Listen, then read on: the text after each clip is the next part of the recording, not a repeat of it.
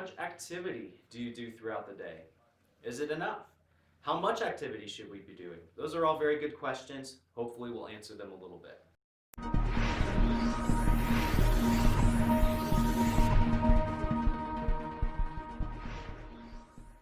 I saw a startling statistic the other day that showed that 23% of Americans over the age of 18 are getting the recommended amount of minimum required activity that we should be getting in a day in order for us to be healthy individual adults. Now, this is startling because on the other side of that coin means that there's 77% of Americans over the age of 18 that are not getting the minimum required amount of activity in order to support their health.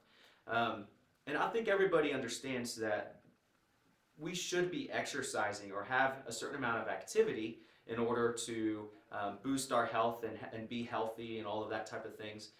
But just because we know that we should be doing it doesn't necessarily mean that we will do it. And I think that statistic kind of shows that gap. And so what we're going to do with the next few videos is I want to try to see if we can try to help you bridge that gap. How do we get you from one category to be able to understand how do we exercise, what does it look like to do activity, how much should we be doing, and this video is going to start that process. This video we're going to be basically going over the benefits of exercise. What does it actually look like to exercise and actually benefit you as a person? And so there are four main basic ways of exercise. There is cardiovascular exercise or endurance, there is resistance exercise or strength training, there is flexibility or range of motion aka stretching. Also, there's neuromuscular control, which a lot of people term as balance or coordination training. Now, I'm not going to go through an exhaustive list of each of the benefits of each of those, but I am going to post them in a list to the side and we'll briefly discuss them a little bit. The first one we're going to go over is cardiovascular activity, which is super important because it can impact our cardiometabolic risk factor profile, which includes things like blood pressure, triglycerides, cholesterols, glucose sensitivity. All of those things can be improved when we do endurance training. Also, we can improve things like anxiety or depression if you're feeling anxious or depressed. Those are things very common nowadays with COVID because we're tending to sit inside and be inside a lot during these times. And so to help with those things, sometimes it helps to get out and do some endurance activities. Also, it helps improve our fatigue levels. If you find yourself very tired during the day, sometimes including some endurance training will help improve how tired you are throughout the day. And there are many other benefits to that you can read in the list. But as we can see, this is a very important style of exercise that we will talk about in future videos, how much we should be doing and how we should be doing those. The next type of training we're going to talk about is resistance training. And this is another very important type of training for, again, our cardiometabolic risk factor profile, and the fact that it does help improve your blood pressure, your cholesterols, and triglycerides, and all of those. But it differs from endurance in the fact that strength training will actually help you prepare you for being able to interact with the external world around you. For example, every Christmas I have to go up into my attic and I have to get that big Christmas tree down out of the attic and put it down and set up the Christmas tree. I don't know about you, but my Christmas tree weighs quite a bit.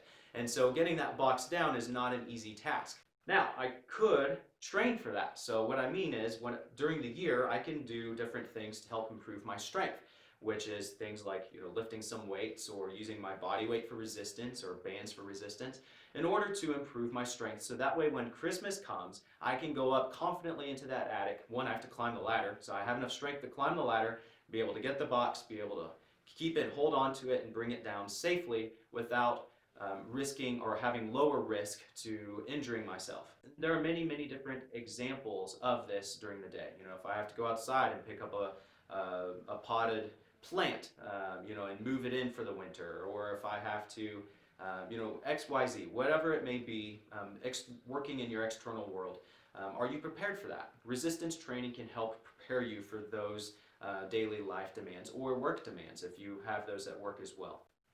The next one is flexibility.